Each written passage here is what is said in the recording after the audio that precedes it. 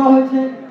কার কপালে কিসমতে মক্কাতুল মুআজ্জামা মদিনাতুল মুনাওয়ারা ওনার কপালে খণ্ডিত হয়েছে।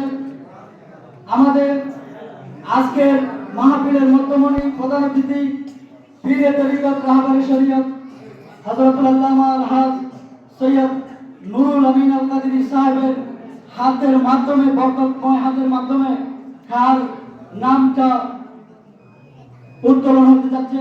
সর্বপ্রথম যদি খালি কাগজ উঠে তাহলে এর পরবর্তী আরেকটি কাগজ তুলে যার নামটা সিলেক্ট করা হয় ইনশাআল্লাহ। দেখা যাক, হুজুর বিসমিল্লাহ করে আপনি একটা কাগজ তুলে দেখা যাক। মারহাবা।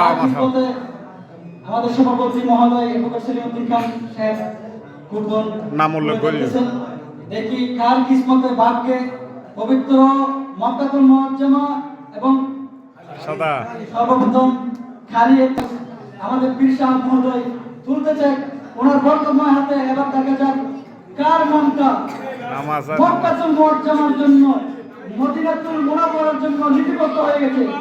আমাদের সভাপতি মহোদয় জনাব নারে তাকবীর, নারে